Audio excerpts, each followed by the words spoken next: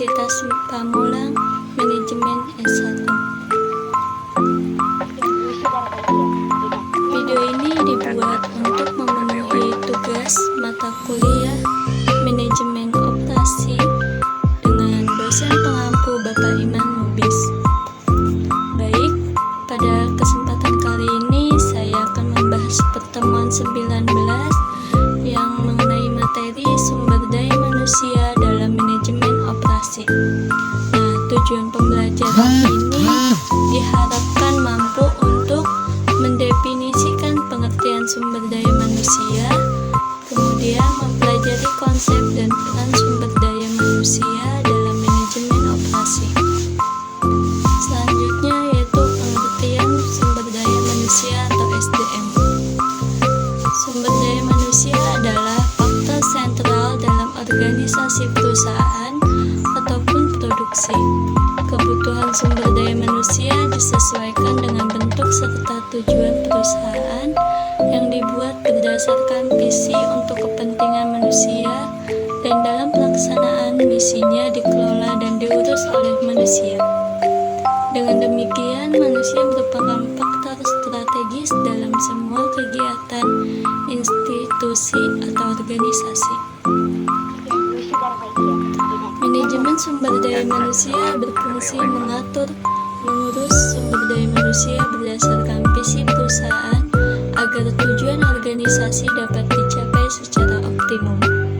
Oleh karena itu, manajemen sumber daya manusia menjadi bagian dari ilmu manajemen atau manajemen sains yang mengacu pada fungsi manajemen dalam pelaksanaan proses-proses perencanaan, pengorganisasian, staffing, memimpin dan mengendalikan. Menurut Forbes 1975 memprediksi bahwa peran sumber daya manusia dari waktu ke waktu akan semakin strategis dengan ucapan berikut, yang artinya selama bertahun-tahun telah dikatakan bahwa modal adalah hambatan bagi industri yang sedang berkembang. Beliau berpikir itu tidak lagi berlaku, karena beliau berpikir itu adalah tenaga kerja dan ketidakmampuan perusahaan untuk merekrut dan mempertahankan tenaga kerja yang baik yang merupakan hambatan untuk produksi. Beliau juga berpikir bahwa akan semakin berlaku di masa depan. Tantangan manajemen masa kini adalah merespon perubahan eksternal agar faktor-faktor lingkungan internal perusahaan menjadi kuat dan kompetitif. Selanjutnya, konsep manajemen SDM strategis. Pengertian manajemen SDM atau sumber daya manusia strategis menurut Dassler tahun 2000 mendefinisikan manajemen sumber daya manusia strategis sebagai berikut,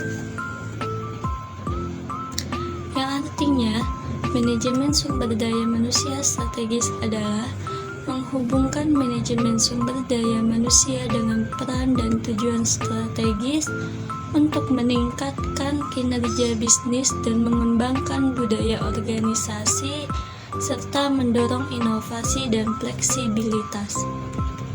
Nah, peran strategi sumber daya manusia dalam organisasi bisnis dapat dielaborasi dari segi teori sumber daya, yaitu fungsi perusahaan adalah mengarahkan seluruh sumber daya atau kemampuan internal untuk menghadapi kepentingan pasar sebagai faktor eksternal utama. Sumber daya sebagaimana disebutkan di atas adalah sumber daya manusia strategis yang memberikan nilai tambah atau added value sebagai tolak ukur keberhasilan bisnis, antara lain sebagai berikut. 1. Kemampuan sumber daya manusia ini merupakan competitive advantage dari perusahaan. Dengan demikian, dari segi sumber daya, strategis bisnis adalah mendapatkan added value maksimum yang dapat mengoptimumkan competitive advantage. Yang kedua Adanya sumber daya manusia ekspertis, manajemen strategis, dan sumber manusia andal yang menyumbang dalam menghasilkan added value tersebut merupakan value added perusahaan. Value added adalah sumber daya manusia strategis yang menjadi bagian dari human capital perusahaan. Ketiga, kecenderungan global. Perubahan pergeseran manajemen masa kini dituntut untuk cepat menyesuaikan diri terhadap perubahan lingkungan yang berlangsung cepat.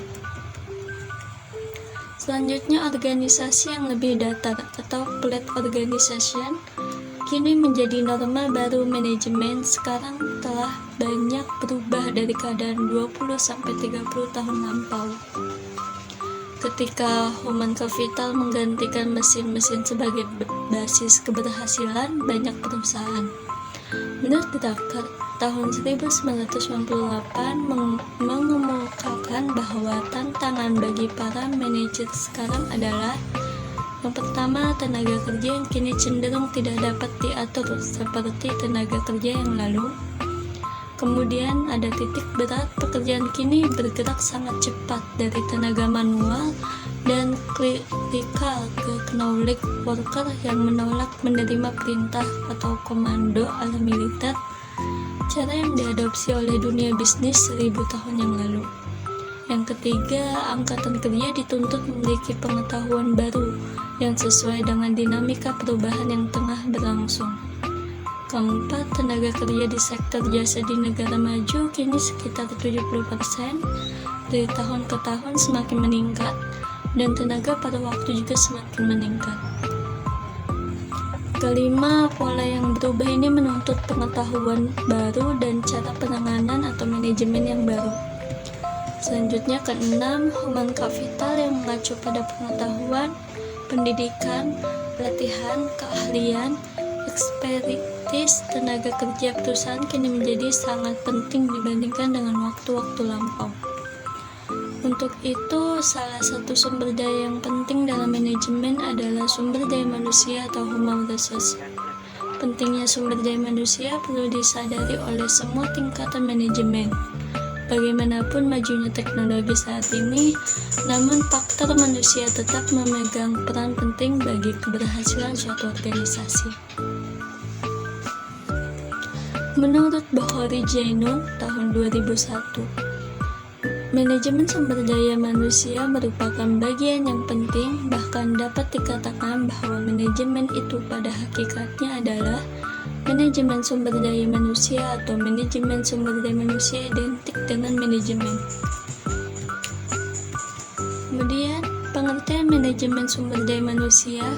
Manajemen sumber daya manusia adalah perencanaan, pengorganisasian, pengarahan, dan pengawasan kegiatan, pengadaan, pengembangan, pemberian kompensasi, pengintegrasian, pemeliharaan, dan pelepasan sumber daya manusia agar tercapai sebagai tujuan individu, organisasi, dan masyarakat. Menurut Filippo tahun 1989, manajemen sumber daya manusia adalah sebagai penarikan, seleksi, pengembangan, penggunaan, dan pemeliharaan sumber daya manusia oleh organisasi. Menurut Prince dalam Sukejus 1991.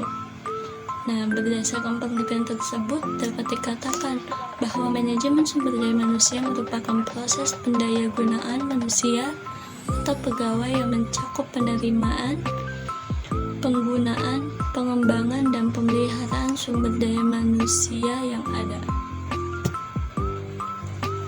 Kemudian saya akan membahas teori sumber daya manusia.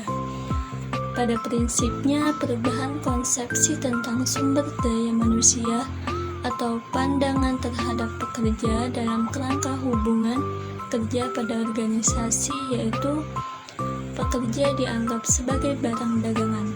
Sekitar pertengahan abad ke-19, berkembang anggapan bahwa manusia kerja atau pekerja dianggap sebagai barang dagangan. Pekerja diperlakukan sebagai salah satu faktor produksi yang dapat diperjualbelikan untuk dijadikan alat produksi.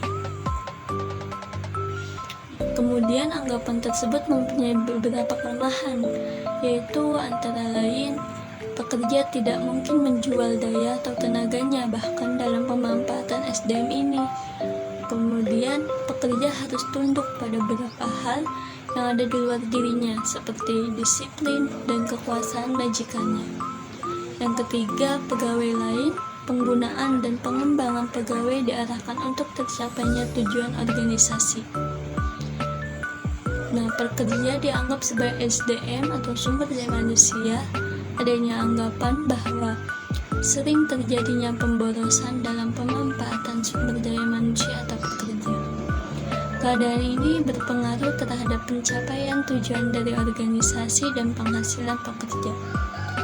Selain pemborosan, juga faktor-faktor yang berkaitan dengan kelalaian pekerja.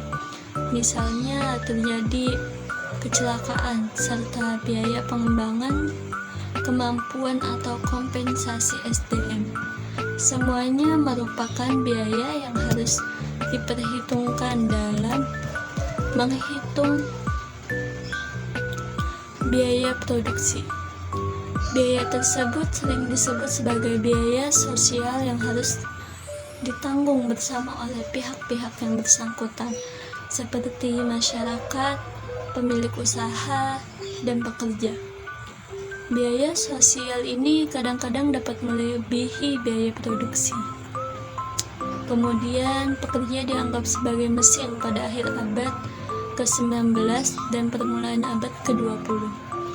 Dengan munculnya konsep manajemen ilmiah, proses manajemen lebih mengutamakan produktivitas pekerja. Manajemen mengutamakan pada pengukuran kerja dan kualitas kerja. Analisis pekerjaan sampai pada hal-hal yang sangat detail dalam pekerjaan. Pimpinan menempatkan pekerja sebagai mesin karena pekerja yang bersifat rutin, dikarenakan SDM dianggap seperti mesin. Penggunaan pekerja diusahakan sama seperti mesin dengan mengutamakan produktivitasnya tanpa memandang segi-segi kemanusiaan seperti pikiran, perasaan, dan tata nilai manusia lainnya.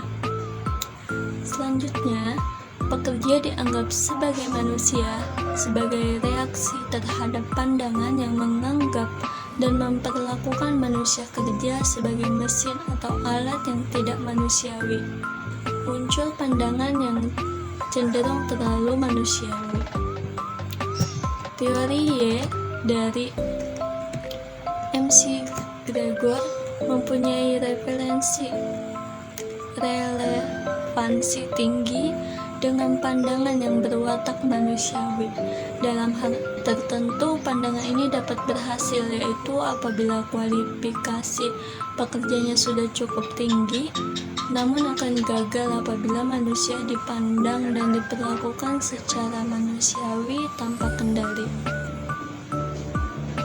Selanjutnya muncul gerakan hubungan manusia atau Human Relation Movement yang dipelopori oleh Elton Mayo, Dicton, dan sebagainya. Kelompok ini memandang bahwa dalam manajemen tidak hanya berdasarkan kemanusiaan, tetapi secara ilmiah dapat dilakukan observasi terhadap pekerja. Selain itu, pekerja mempunyai sistem saraf dan alat perasa lainnya sebagai manusia lainnya, dan ingin menempati kedudukan sosial yang layak dalam masyarakat. Pada tahapan ini, pandangan terhadap pekerja pada dasarnya ingin memanusiakan manusia dan disarankan supaya pekerja diperlakukan yang wajar dan manusiawi, dengan lebih memperhatikan perasaan manusia. Kemudian pekerja dianggap sebagai partner, sebagai kelanjutan konsepsi tentang pekerja yang harus dimanusiakan. Kemudian berkembang konsep partnership. Konsepsi ini pada prinsipnya ingin menjembatani perbedaan atau pertentangan antara pemilik usaha dengan pekerjanya. Di sini ditekankan bahwa pemilik usaha tidak mungkin menjalankan usahanya tanpa bantuan orang lain atau pekerja. Demikian pula sebaliknya, pekerja tidak bisa melakukan kegiatan atau pekerjaan apabila tidak ada pemilik usaha. Oleh karena itu, perlu adanya kerjasama yang merupakan suatu sistem yang bermanfaat untuk terjadinya partnership. Konsep partnership ini dikembangkan oleh Oshii dengan teori Jet yang saat ini banyak diterapkan pada manajemen Jepang. Secara mendasar, konsep ini ingin menerapkan bahwa pekerja tidak tunduk sepenuhnya pada kekuasaan manajemen yang absolut, tetapi memandang pekerja sebagai bagian yang tidak terpisahkan atau integral dari manajemen. Pekerja mempunyai hak yang sama untuk berperan aktif dalam mencapai tujuan organisasi, seperti halnya kelompok ahli dan kelompok manajemen lain terlibat dalam pengambilan keputusan dan menentukan kebijaksanaan penting organisasi. Konsep partnership ini sering dinamakan kodeterminasi atau kodeterminasi.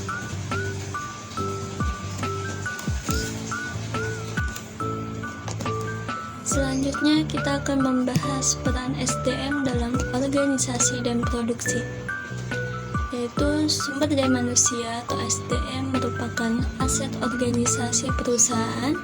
Sumber daya manusia merupakan aset organisasi perusahaan yang sangat vital karena keberadaannya dalam organisasi perusahaan atau organisasi tidak bisa digantikan oleh sumber daya lainnya.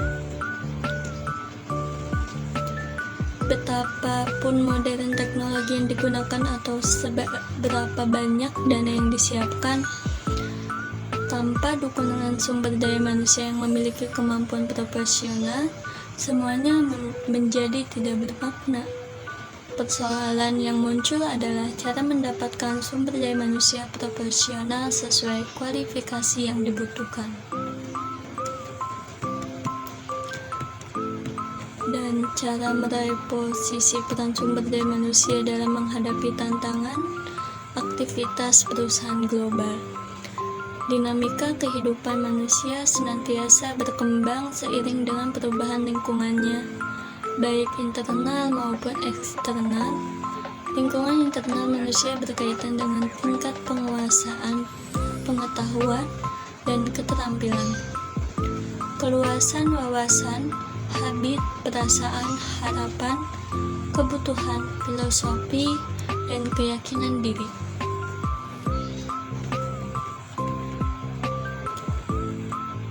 Lingkungan eksternal menyangkut berbagai unsur yang ada di luar diri manusia, baik fisik maupun sosial, seperti alam sekitar, teknologi, sarana atau prasarana, ekonomi, aktivitas perusahaan, pemerintah, politik, hukum, sosial, kemasyarakatan, budaya, dan hubungan internasional.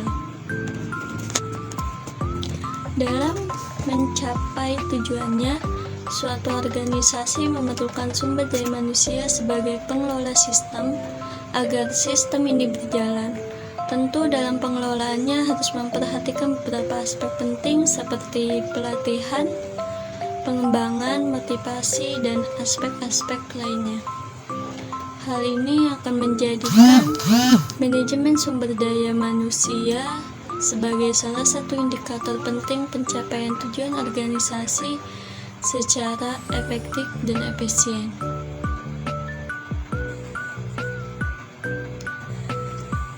Kemudian ada eksistensi sumber daya manusia dalam kondisi lingkungan. Eksistensi sumber daya manusia dalam kondisi lingkungan yang terus berubah tidak dapat dimungkiri. Oleh karena itu, dituntut kemampuan beradaptasi yang tinggi agar mereka tidak tergilas oleh perubahan itu. Sumber daya manusia dalam organisasi harus senantiasa berorientasi terhadap visi, misi, tujuan, dan sasaran organisasi ketika berada di dalamnya, menurut Juju tahun 2008. Nah, untuk mencapai visi, misi, dan tujuan manusia harus mempunyai nilai kompetensi, karakteristik kompetensi menurut Spencer dan Spencer tahun 1993. Yaitu yang pertama, motif, hal-hal yang secara konsisten dipikirkan atau keinginan yang menyebabkan melakukan tindakan.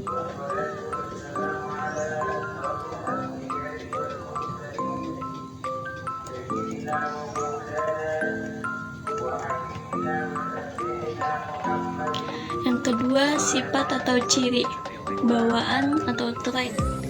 Ciri fisik dan reaksi-reaksi yang bersifat konsisten terhadap situasi atau informasi. Konsep diri atau self-concept, sikap nilai dari orang-orang.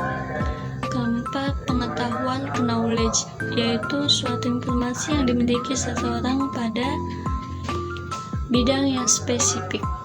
Kelima, keterampilan atau skill, kemampuan untuk melaksanakan tugas-tugas fisik dan mental tertentu. Walaupun demikian, agar peran sumber daya manusia dapat sesuai dengan visi, misi, tujuan, dan harapan organisasi, maka manusia harus dapat melakukan penyesuaian terhadap perkembangan organisasi yang semakin kompetitif. Jadi, banyak cara yang dapat dilakukan untuk mengantisipasi dan merespon perubahan tersebut. Menurut Juju tahun 2008, ada 4 strategi utama untuk melakukan perubahan, yaitu 1. Pengendalian diri secara lebih baik dengan disertai kearifan. 2. Beradaptasi dengan perubahan yang terjadi disertai mengubah paradigma berpikir dan bertindak. 3. Komunikasi yang efektif untuk membangun kepercayaan dan mengembangkan networking. 4. Penyelarasan dan atau menyeimbangkan antara kematangan EQ, IQ, dan SSQ. Dengan strategi tersebut, sumber daya manusia dalam organisasi akan melakukan upaya untuk menyesuaikan diri dengan tuntutan global yang cenderung bersifat tanpa batas. Implementasi strategi membutuhkan berbagai kebijakan atau polisi yang mengatur mekanisme kerja dalam struktur organisasi perusahaan sehingga bisa menciptakan budaya kerja yang profesional dalam upayanya mencapai visi organisasi perusahaan tersebut. Visi yang benar akan menjadi daya tarik bagi berbagai pihak untuk membentuk komitmen. Selanjutnya, untuk menunjang ketercapaian visi dibutuhkan adanya misi yang dirumuskan dengan jelas.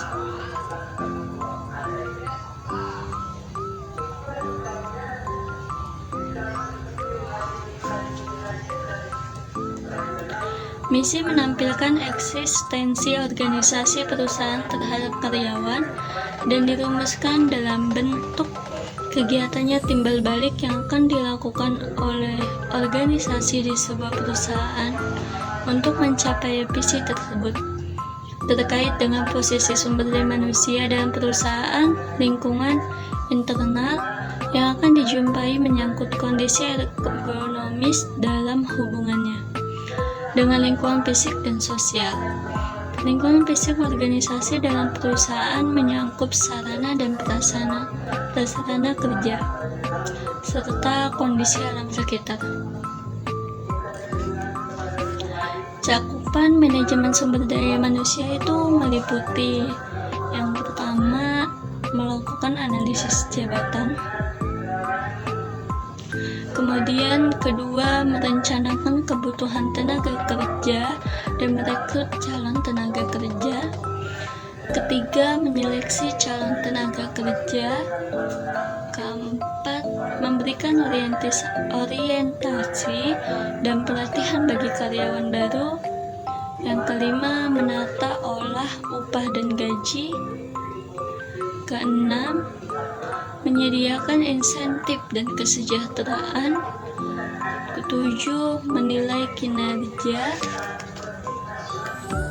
Kedelapan, mengomunikasikan atau seperti wawancara, penyuluhan, dan pendisiplinan. 9. Pelatihan dan pengembangan. 10. Membangun komitmen karyawan.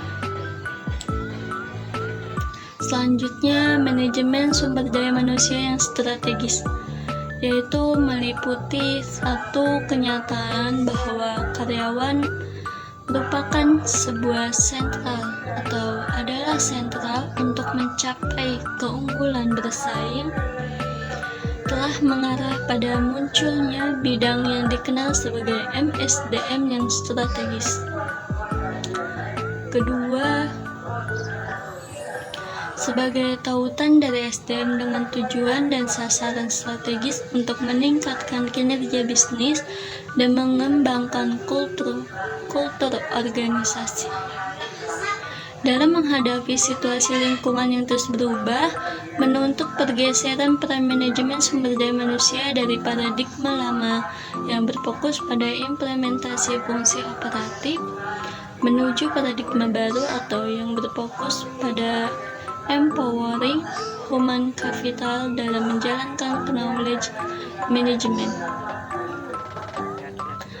Manusia sebagai salah satu sumber daya harus mempunyai nilai kompetensi dengan selalu mengikuti perkembangan zaman dan meningkatkan ilmu pengetahuan.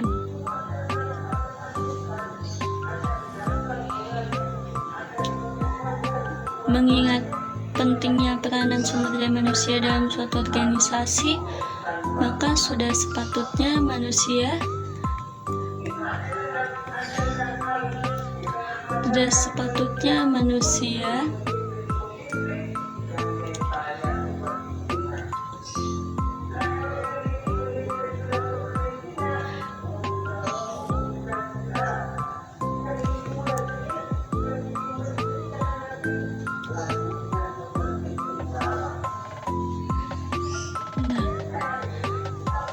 kan menuntut pergeserannya peran manajemen sumber daya manusia dari paradigma lama yang berfokus pada implementasi fungsi operatif menuju paradigma baru yang berfokus pada empowering human capital dalam menjalankan knowledge management.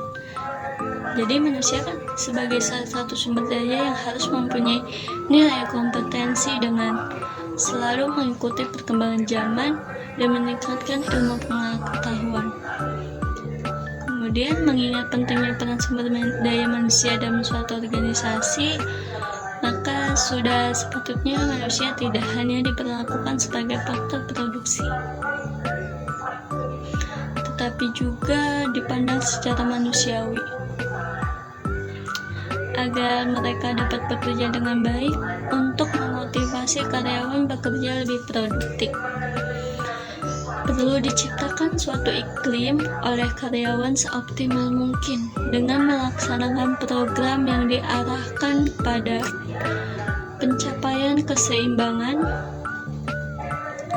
kebutuhan antara karyawan dan perusahaan. Peran fungsi sumber daya manusia dalam organisasi atau perusahaan semakin mendapat perhatian dalam aktivitas bisnis organisasi.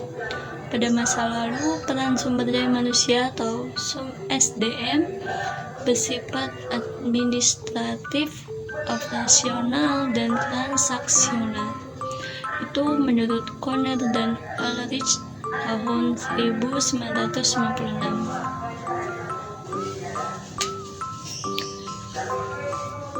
Kemudian peran sumber daya manusia kurang mendapat perhatian jika dianggap sebagai investasi.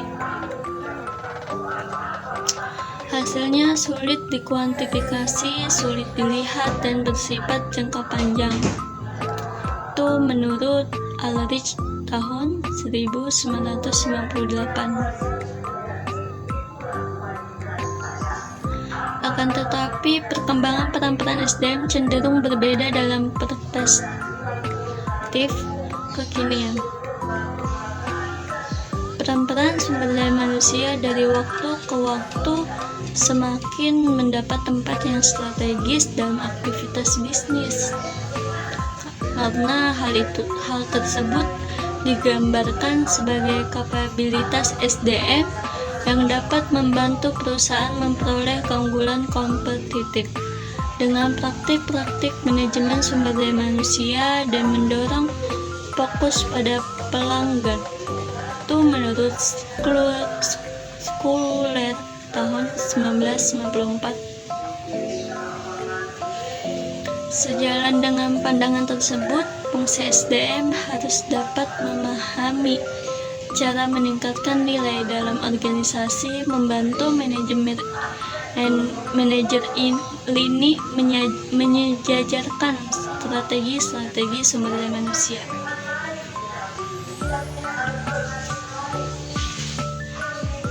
Proses dan praktik dengan kebutuhan bisnis. Oleh karena itu, dibutuhkan sumber daya manusia yang berkemampuan baik atau perform sehingga dapat berperan dalam tuntutan terhadap peran mereka yang semakin kompleks. Peran-peran tersebut menempatkan sumber daya manusia atau SDM sebagai aktor kritikal dalam meningkatkan keefektifan dan kemampuan organisasi untuk dapat berkompetisi.